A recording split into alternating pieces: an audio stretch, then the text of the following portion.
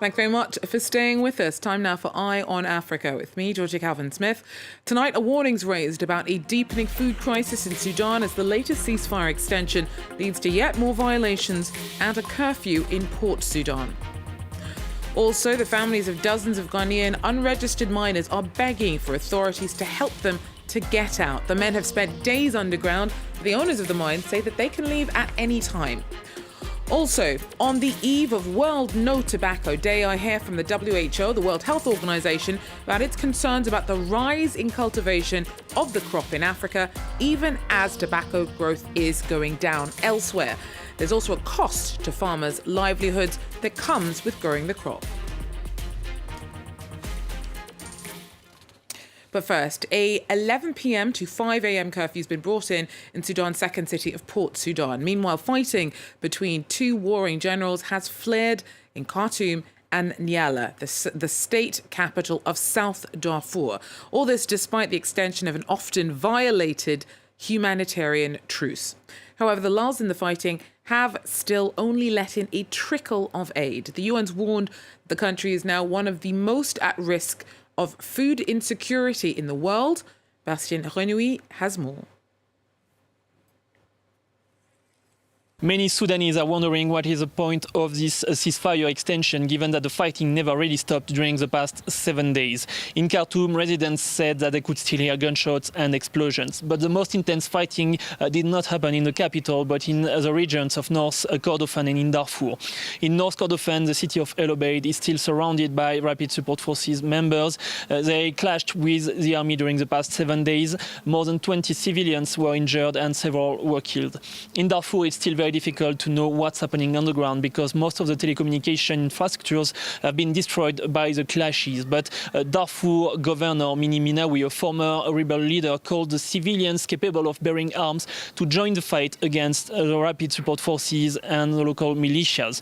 In Nyala, the capital of East Darfur, the fighting continued this Tuesday. In El Fashir, the capital of North Darfur, clashes erupted close to an internally displaced people camp located in the north of the city. And in West Darfur, the city of El Janina is still surrounded by Rapid Support Forces members and local militias. A few civilians managed to escape to neighboring Chad, and they explain how violent are these militias with locals. They are still targeting civilians, killing many, looting their houses. More than 100,000 people have already escaped to neighboring Chad, and many more are yet to come, but it's still very difficult for them because the fighting continues in Darfur. Regional correspondent there, Bastien Renouy. Now look at some news in brief. A South African junior minister, Obed Bapela, claims that the country may change its laws to give itself the power to decide whether or not to comply with arrest warrants from the International Criminal Court. Pretoria has still not said how it plans on dealing with Russian President Vladimir Putin should he accept an invitation to a summit in South Africa later this year. The ICC has issued an arrest warrant for him. Senegalese opposition leader Ousmane Sonko has called for mass protests ahead of the verdict of his rape trial. That is due on Thursday. Sonko claims that he's being illegally held by security forces. Feelings are running high in the country, particularly amongst his supporters, and several clashed with police in Dakar on Monday. If Sonko is found guilty, he'd be legally barred from running in next year's election. Burkina Faso's Prime Minister suggested that security risks could delay July 2024 elections.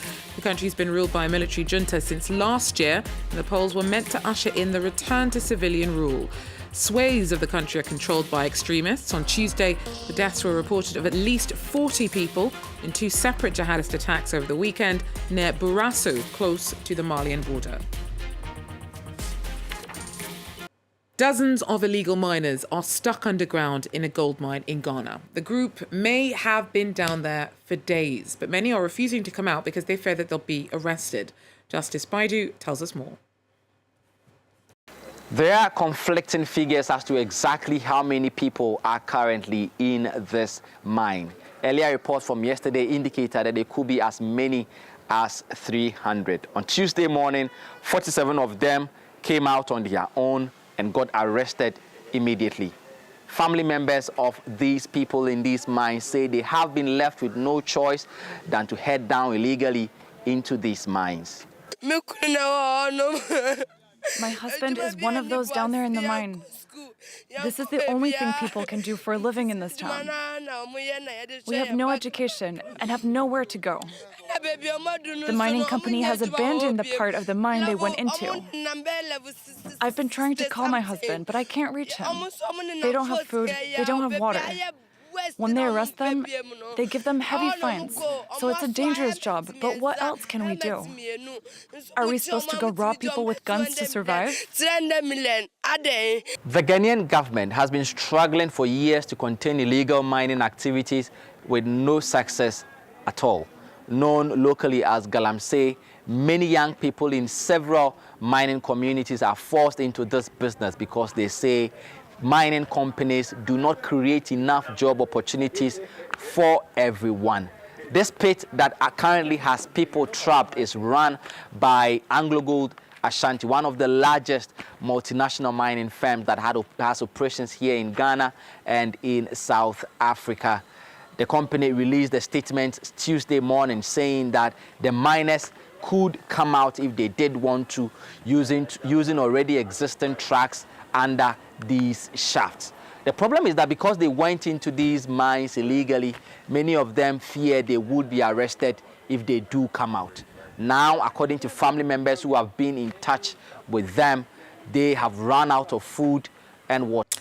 Well, in the Central African Republic, more people are using a tobacco mix called manga, made from tobacco leaves and sodium bicarbonate. Doctors are worried about its effect on users' health. Our correspondents report. A typical busy morning in Bangui. On his way to the fields where he works, Ruffin stops at this store to buy a dark brown powder called manga, a daily ritual he's been doing for the past 4 years. At first I took it for the flu at the suggestion of my classmates, but then I couldn't get on without it, so now I take it every day. I spend 300 CFA for my daily dose. Sometimes I don't have enough to buy my fix, so I'm forced to ask my loved ones for money. These little plastic bags contain a cocktail of tobacco and sodium bicarbonate, more commonly known as baking powder. Women and men snort or smoke manga on the streets, in the markets or at home, away from prying eyes. In Bangui's combatant district, the combination is made by hand by people like Mathurin. He has been making manga for a living for the past 20 years. I buy the plants in the northwest of the country, particularly in Paoua, a town on the border with Chad. Then I turn them into powder before putting them on the market. Annual exports to Chad, Cameroon, Sudan and France reach 2 tons per year. And of course I also sell it here on the markets because demand is very strong. Across the country, a growing number of health professionals are concerned that manga consumption is becoming a widespread addiction. If you often consume tobacco, you run the risk of developing respiratory problems. In the long term, you may also have serious problems with your cardiovascular system and perhaps even develop diseases such as cancer. Despite awareness campaigns by the Ministry of Health, manga sales are still on the rise in the Central African Republic. Well, Thursday is World No Tobacco Day, and the World Health Organization's raised concerns about the fact that whilst tobacco cultivation is declining globally, Africa is the exception. Up almost 20% from 2005, even as elsewhere the figures were down by over 15%. The World Health Organization is trying to get governments to stop subsidizing tobacco farming and concentrate on more sustainable crops. For more on this, I'm joined now by Dr. William Miner, the regional coordinator in Africa for tobacco control from the WHO. Dr. Miner, thanks very much for speaking to us. Now, first of all, give us a bit more of a sense about the details to why the number of tobacco crops and the amount of tobacco consumption is going up in Africa whilst it's going down elsewhere. Thanks so much for the question. Indeed, although the number of people who are consuming tobacco globally is decreasing, yes, there are various reasons, but the major ones are that there's aggressive marketing of tobacco product by the tobacco industry. particularly marketing, which is targeting the youth. You find that over 60% of the population in the African region are youthful people below the age of 25.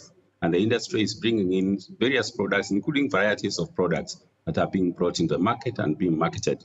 Secondary is that there is an increased production of tobacco in the region, both increasing in the age of tobacco growing as well as increased in number of manufacturing plants in the African region. At the same time, there is also an influx of so many brands of products coming from even other regions into the African market. And finally is the weak regulatory framework within the African region, particularly weak laws that do not control the marketing and sale of tobacco products, as well as very low taxation, which makes tobacco products even much more affordable to young people and children. Now, what about the farmers themselves? Are they seeking out the crops because they think it offers them a good livelihood, or are they being courted by the tobacco companies as well? Most of the farmers in many African countries have actually been seeking an exit from tobacco growing. This is because they have suffered through years of the negative effects of growing tobacco, particularly because of the health effects of growing tobacco. At the same time, the poor returns they are getting from the land in terms of the income they get from sale of tobacco. As you are aware, tobacco is a very labor-intensive crop that takes almost a whole year to plant and then harvest. And at the end of the day, they cannot use this product for anything else. They have to sell to a monopoly, which determines the grade of their leaf as well as the pricing of the leaf. And also the farmer has no bargaining power. At the same time, when they are starting the season, the industry provides them with the farm inputs at very high grade. And that's the income that they gain at the end of the year is not able to cover the total cost of a season's credit. And therefore, the farmers are in perpetual debt from the industry, and they have to therefore to roll over to the next season in order to cover the cost of the credit.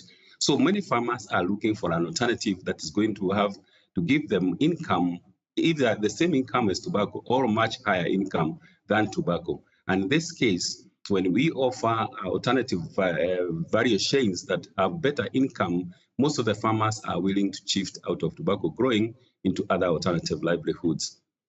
Now, Doctor, we are very pushed for time, but just very quickly, just tell us a bit about what you're hoping to get from the government in terms of encouraging farmers to switch from tobacco to food crops. Thank you so much. What we are seeing, for example, in the successful project we have in Kenya, first of all, there is a very high political goodwill to assist farmers into switching from tobacco growing to other alternative livelihood.